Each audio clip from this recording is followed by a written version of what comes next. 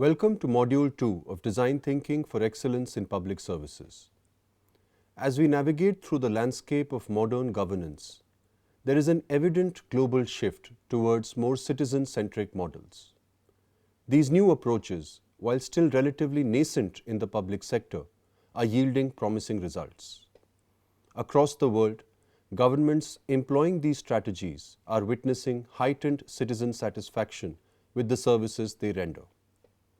Moreover, in pioneering governments that incorporate design into policy formulation, there are encouraging indicators. The policies they craft seem to resonate more deeply with their citizenry, and as a result, they display an increased propensity for success upon implementation. In Module 1, we began our deep dive into the world of design thinking. We touched upon its roots, understanding its history and core philosophy. We discussed the essentials of a team primed for design thinking and delved into its increasing relevance in today's world. This world, marked by intricate webs of governance and policy, calls for a modern public administrator who is not just a civil servant but also a dynamic problem solver. This role demands a blend of innovation, creativity, and critical thinking. These are key qualities that have emerged as foundational for civil servants in the design thinking landscape. We learnt about them in Module 1. The first was empathy. Empathy connects with the needs and feelings of the populace, a proactive bias for action, ensuring we don't ponder but act, an ability to collaborate at scale, harmonizing diverse viewpoints and talents, and the sharpened tools of visual and spatial intelligence to visualize and structure complex governance scenarios. We also saw in terms of the team that comes together to initiate and execute this design process consists of a leader who is a systems thinker, storyteller, convener, and designer. Today, as we move forward, we'll focus on design's undeniable influence in shaping the quality of our interactions within government. Ensuring the excellence of our service design is not just about keeping up with global enterprises. It's about maintaining the trust and faith of our citizens. Further, embracing design thinking isn't merely about aesthetics or interface. It holds the key to demystifying complex policy and governance challenges. By placing citizens at the heart of our problem-solving approach, we pave the way for governance that is more in tune with real-world needs. Design thinking fosters an environment where public services can be crafted with the citizen in mind, ensuring that our policies and initiatives are not only effective but also resonate deeply with those they aim to serve. And while we look at these problems that the citizenry faces, it lies in the intersection of economy, society, politics, and culture. When we talk of design thinking, we want it to operate and function in the center of this. We understood the idea of abductive reasoning here as we reframe the question and ask ourselves, how might we solve this problem? After our deep dive into the foundational stages of design thinking, you might be pondering, how might we thoroughly address a problem to understand it effectively? The answer lies in the precise scoping of the design challenge.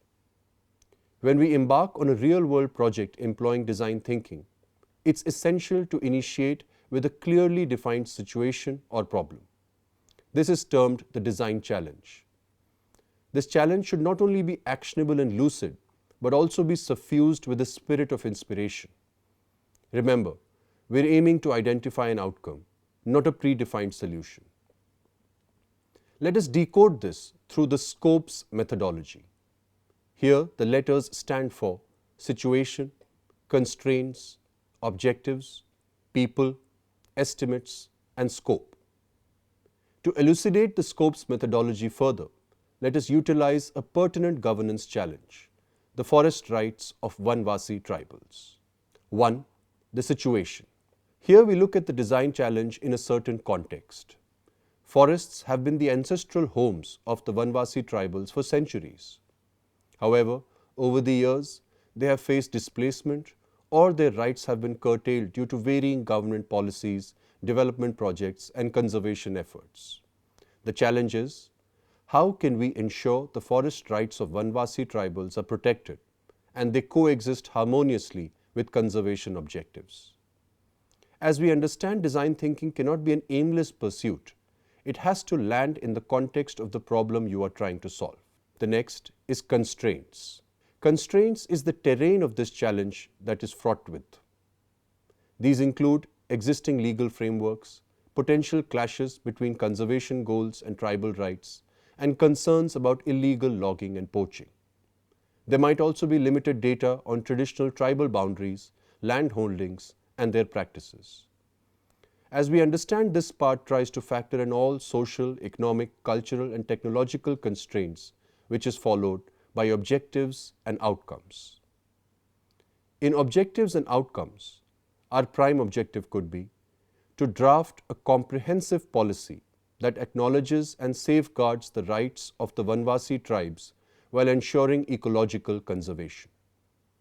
The intended outcome might be a substantial reduction in tribal disputes over land and resource rights within the next 2 years while maintaining or improving forest conservation metrics, considering the partnership role that Vanvasi plays in conservation. Here, the idea is to really visualize the outcome one is trying to achieve via the design intervention. A design solution has to be purposive and has to be specific. So this step is actually arriving at the clarity on outcomes we would like to call success. Now we focus on the most important part, that of the people who form the crucial aspect of the design process. People. Central to this challenge are the Vanvasi tribes, their livelihood, traditions, and also rights.